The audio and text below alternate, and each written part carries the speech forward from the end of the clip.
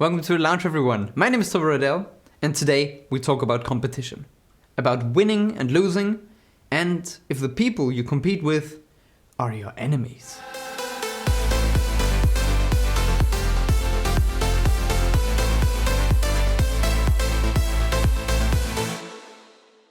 Competing is very often not fun.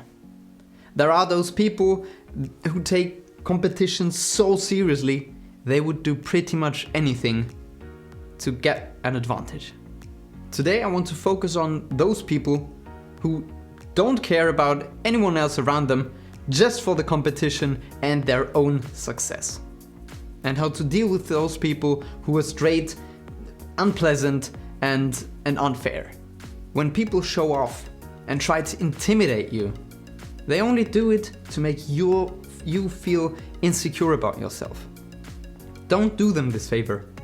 When people gossip in front of you about other people around you or your colleagues, state the exact opposite or just walk away. And when you are actively sabotaged, you need to confront them directly. There's no way around it, because you cannot let this happen a second time.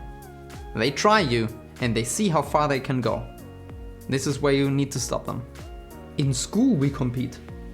On the job market we compete against one another. And even on the marriage market, yes, this exists, we compete against each other. And of course in sports and even card games, we compete against each other. One could actually ask the question, when are we not competing? It is needless to say that competing is exhausting. It drains your energy, and in order to compete in the first place, you need to be good at something. Or at least a little bit.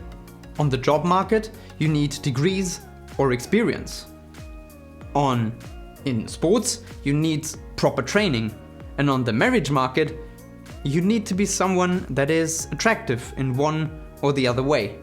Looks are not everything. As someone who has engaged in a lot of competition in his life already, I want to share my experience with competition on the example of a ballroom dancing tournament. Because it illustrates the issues I want to get across and the problems and their solutions in a quite simple way, and they are quite easy to adapt to your situation, like school, uni or work or wherever you engage in competition. The first important thing we have to recognize is the competition and the stakes around it cannot be small enough for people to take it not as the most serious thing in their life. People will trash talk, people will sabotage, and people will try to pull dirty tricks on you. And let's take the dancing tournament. Let's begin. We're not talking about international competition.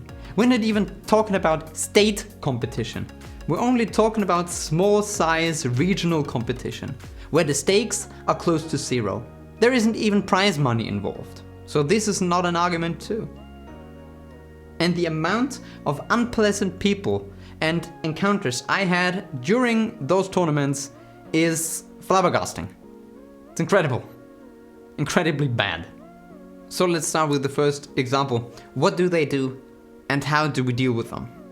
You see, before a tournament starts, you can practice a little bit on the dance floor to check everything out. Some dancers use this opportunity to show off what they can do, their best and most sophisticated figures, just to intimidate their competition. They do this for one reason. They want to make you feel insecure about yourself. And they want to make you try the more difficult and more advanced figures and in the end fail at them. They want you to feel insecure so you do more mistakes later on in the tournament. That's the only reason. Ignore them. Stick to your plan, you know what you can do, you know what you are capable of, and don't let them fool you into a false sense of insecurity which you have no reason to have in the first place. The second example. Some people are absolutely toxic. Here are some of the things that I heard on such small-scale tournaments where, again, the stakes were close to zero. Have you seen her dress? It doesn't fit at all to the dance she's dancing right now. Have you seen that guy over there? He's so short, he looks so stupid when he dances. And many more statements of equally low intellect. They are trash talkers, mobbers, and dirty remark makers. You have them everywhere throughout your life, in school, at work, wherever you go. You will encounter people like that, who just want to pull down the mood and want to trash and stomp down on others. That's all they do. Most importantly, don't participate. I know it sounds so obvious to say this, but so many people gossip all the time. I know it is hard to resist sometimes, but you have to. It is paramount. It's absolutely crucial, because it's an absolute disgusting and unacceptable behavior. And just because 90% of the population do it on a regular basis does not mean that they are right. Let's pick a random, negative, gossipy statement and let's try to figure out how we can react to that. Hey Toby, have you heard this northern accent that Andy has? Doesn't that sound completely stupid? I mean, you must admit, when he talks, you can only laugh. So the worst thing you could do is agreeing and further buying into the statement by agreeing and saying, hey, I know that sounded really stupid and this and that, and continue on with it. That's the worst thing you could do. But what can we do? Number one, the passive response. This is more for the introverts. Well, I don't really. I think I didn't focus on that all that much. I didn't hear that at all. But since I have you here, I have another question for you, and that's evasion.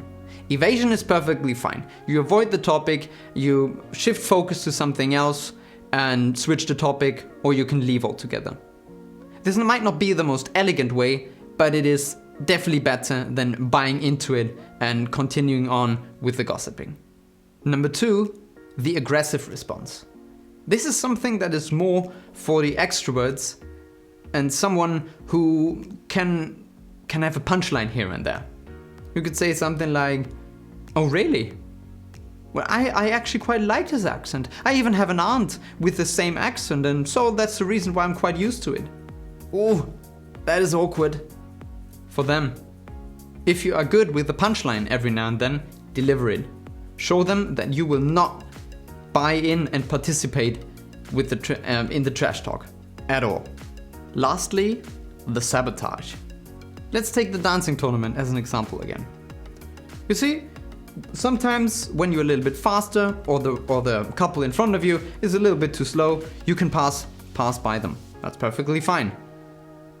And sometimes someone can, while passing, casually hit you with the elbow, which makes you lose balance because you're not ready for it. Of course, you don't expect it.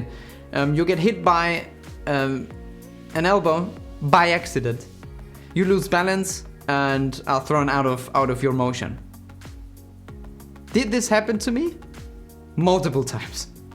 The other couple just continues on dancing as if nothing ever happened, and in case you're wondering whether I know if this was on purpose or not, you can tell by the evil grin they have afterwards when they look at you. Rule number one, the show must go on. You collect yourself and you continue. They won this round, you need to accept that. They won this round, it's 1-0 for them.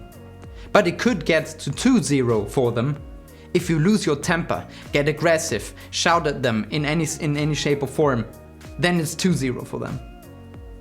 You have to solve this later. Right now, you cannot do anything. For now, you stay focused and you continue.